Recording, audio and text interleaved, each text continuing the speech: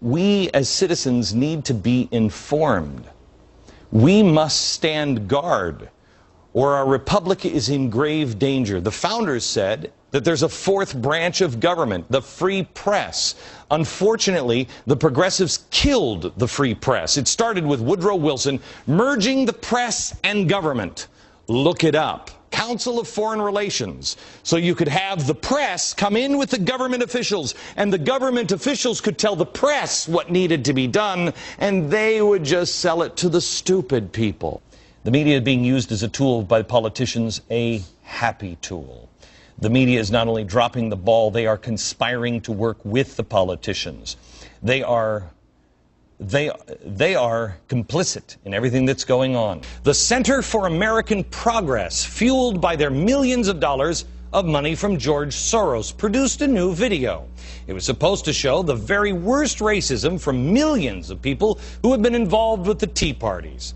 The most they could squeeze out of their false premise was 43 seconds of supposed Tea Party racism.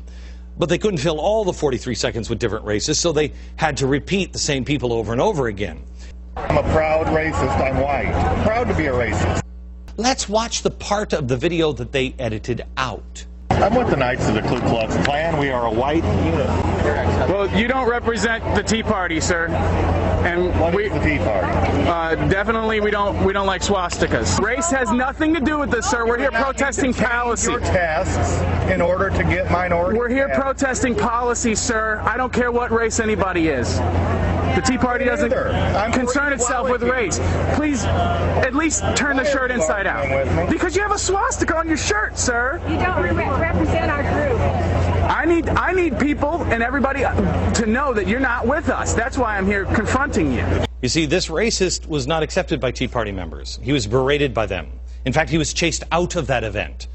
All from the exact same video that the Center for American Progress pulled their clips from. That's weird. They knew this moron was emphatically rejected by the Tea Parties, but they put that clip in there anyway. If this was a hapless 17-year-old blogger, you might expect the sloppiness and disregard for the truth, because that's what bloggers do. But this is the Center for American Progress. The head of the organization is John Podesta. He was the co-chair of Obama's transition team, where he, quote, coordinated the priorities of the incoming administration's agenda, oversaw the development of its policies. I want to just stipulate at the beginning of this interview, we are declaring a Reverend Wright free zone today. So no questions about Reverend Wright. Our viewers want us to move on, so this morning we're going to move on. Is that okay with you? Fair enough. No, I want to talk about that guy. People have been talking about progressives for a long time, but nobody in the media. I became interested in the progressives after I saw this. I prefer the word progressive, which has a real American meaning, going back to the progressive era at the beginning of the 20th century. I consider myself a modern progressive. Oh, yes. I consider myself a proud, modern American progressive, and I think that's the kind of philosophy and practice that we need to bring back to American politics. That didn't interest any journalist. No. She's not a liberal. Well, what's the difference between a liberal and a progressive? How does no journalist bother with that unless they know?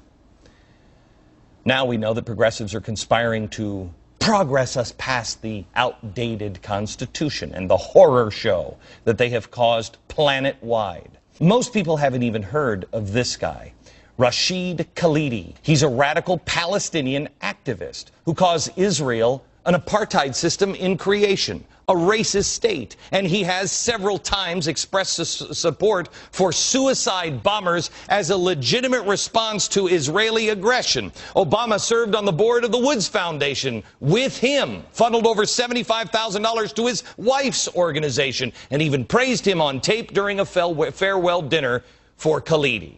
The LA Times obtained that tape during the 2000 election, but chose not to air it. Why? There is evidence now that they are still trying to cover things up. Evidence, as we always do on this program, in their own words. There are 400 journalists who are part of a listserv for journalists called JournoList.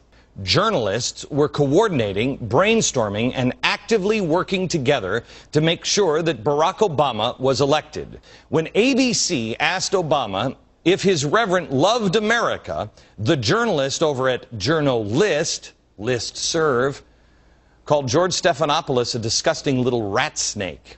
That was Richard Kim of The Nation.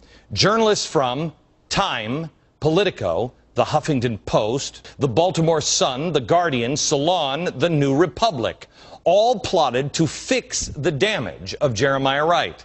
Spencer Ackerman of the Washington Independent urged his colleagues to deflect attention from Obama's relationship with Wright. His suggestion? Pick one of Obama's conservative critics and play the race card. Quote, Fred Barnes, Karl Rove, who cares? Call them racists.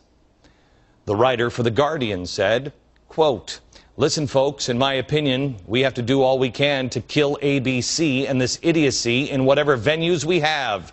This isn't about defending Obama. This is about how the mainstream media kills any chance of discourse that actually serves the people.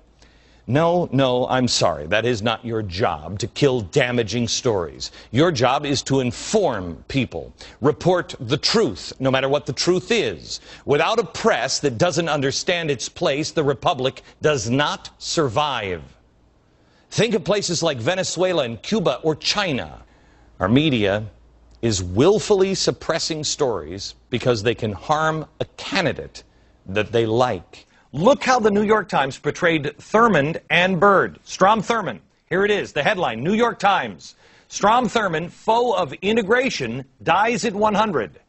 Same paper, New York Times, on the death of KKK member and filibuster of the civil rights movement, Robert Byrd. Robert C. Byrd, a pillar of the Senate, dies at 92. It's interesting to me that both obituaries were written by the same person, Adam Clymer. How could he see those two people so differently? Like nearly everyone in the news media, the three of us are totally in the tank for Senator Obama. Comedy aside, it's hard to deny that Senator Obama has gotten largely upbeat coverage from the time he first flirted with running for president. Barack Obama, the rising rock star. It's about Barack Obama, the rock star. His rock star popularity. The media gave a big ride to Obama's endorsement by Oprah Winfrey, and when Ted Kennedy backed him, there was talk of Obama as the new JFK. The feeling most people get when they hear a Barack Obama speech, I felt this thrill going up my leg. The news magazine covers on Obama and his wife, Michelle, have been glowing. Why you love him, says the New Republic. Controversies involving Obama never seem to get the same traction in the media world. His ties to indicted fundraiser Tony Rezko, his pattern of voting present more than 100 times, sometimes on controversial bills, in the Illinois legislature, his decade-old meeting with former Weather Underground radical Bernadette Dorn, Michelle Obama's comment that this is the first time she's been really proud of America. So on Tuesday, we talked about the black man who showed up in Arizona where President Obama was speaking, armed to the teeth. But this leads me to MSNBC, where on Tuesday, Contessa Brewer filed a report about health care protesters showing up armed. In it, she used tape of that same black guy with the rifle and said this. And the reason we're talking about this, a lot of talk here, Dylan, because people feel like, yes, there are Second Amendment rights for sure, but also there are questions about whether this has racial overtones. I mean, here you have a man of color in the presidency and white people showing up with guns strapped to their waists. But like I said, the guy was black, but you never would have known because MSNBC had strategically edited the tape, so the race of the armed dude wasn't revealed. Now take a look at the tape we used of the guy from Tuesday. Now clearly you can see the man who goes by the name Chris and that he's African American. Now here's what MSNBC did. Obama addressed the veterans of foreign wars in Phoenix. Awesome. So why did MSNBC go way out of its way to obliterate the race of Chris? Because it didn't fit the story MSNBC wanted to tell. That if you disagree with Obama, you must be a white crazy person with guns, even if you're black. And Barack knows that we are going to have to make sacrifices. We are going to have to change our conversation. We're going to have to change our traditions, our history. We're going to have to move into a different place as a nation to provide the kind of future that we all want desperately for our children. Yeah, well, you know what? I want to do everything I can to make this thing work, this new presidency work, and I think that the successful model... You just talked about yeah, you that is being a my journalist. job.